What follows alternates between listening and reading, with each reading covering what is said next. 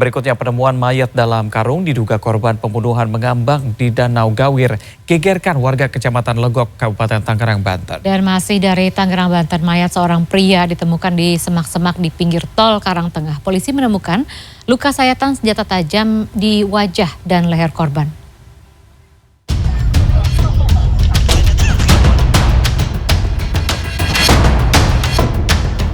Warga Kecamatan Lego, Kabupaten Tangerang, Banten pada Selasa sore geger dengan penemuan mayat dalam karung mengambang di Danau Gawir.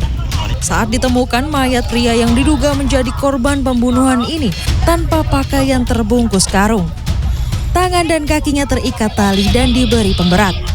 Rabu sore, sejumlah warga yang penasaran dengan penemuan mayat dalam karung masih ramai mendatangi lokasi kejadian untuk melihat langsung.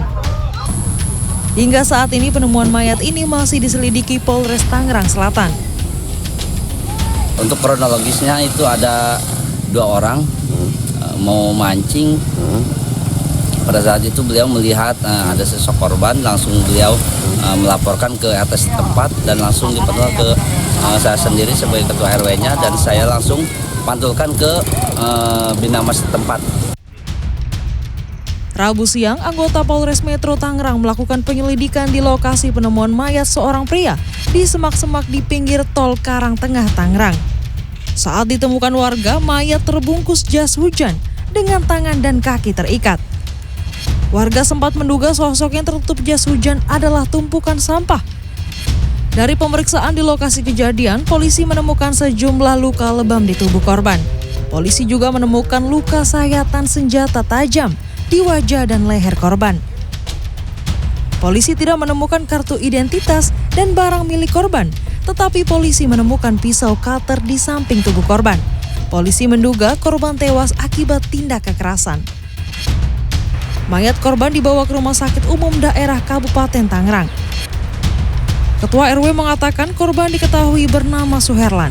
Korban seorang pengusaha limbah plastik di Desa Bojong Nangka, Kecamatan Kelapa II, Kabupaten Tangerang. Korban pertama kali ditemukan oleh 2 orang warga yang akan memancing ikan di tepi danau.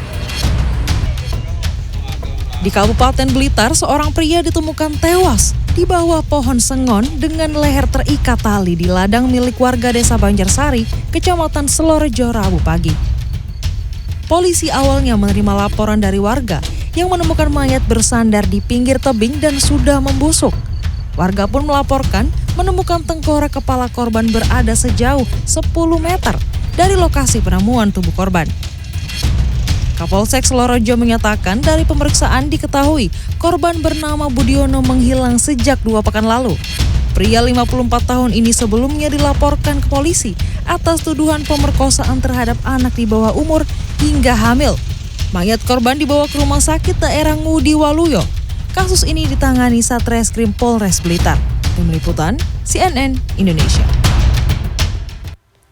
2 residivis begal di Makassar, Sulawesi Selatan ditangkap polisi. Selain itu, praktek bisnis sabu yang dikelola satu keluarga di Buleleng, Bali dibongkar petugas. Selengkapnya dalam Kriminal 24 Jam.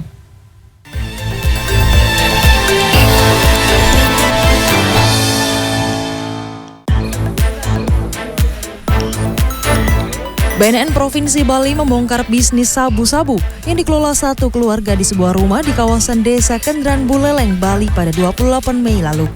Petugas meringkus 4 pelaku, 2 diantaranya adalah ayah dan anak laki-lakinya.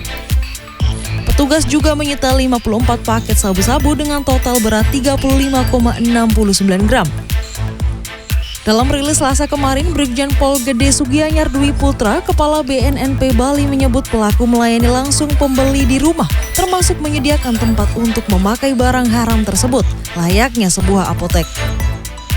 Para pelaku dijerat ancaman hukuman penjara minimal 5 tahun hingga maksimal seumur hidup.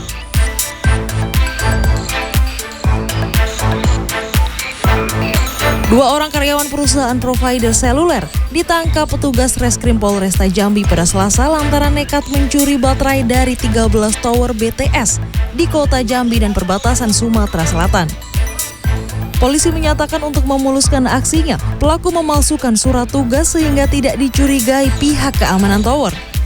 Baterai kemudian dijual penada seharga 7 juta rupiah. Akibatnya jaringan internet dan seluler terganggu. Perusahaan pun mengalami kerugian ratusan juta rupiah. Selain diberhentikan sebagai karyawan, kedua pelaku dijerat ancaman hukuman 5 tahun penjara. Yus 20 tahun dan Nur 30 tahun diamankan tim Resmob Polda Sulsel dari sebuah rumah di kota Makassar ke kantor polisi pada Selasa. Keduanya diduga kuat merupakan pelaku begal dan sudah menjadi target operasi aparat lantaran kerap menyasar wanita sebagai korbannya. Dari hasil penangkapan, polisi berhasil mengamankan sejumlah barang bukti, di antaranya 1 unit sepeda motor dan telepon genggam. Kasus ini masih dalam penanganan polisi. Tim Liputan, CNN Indonesia.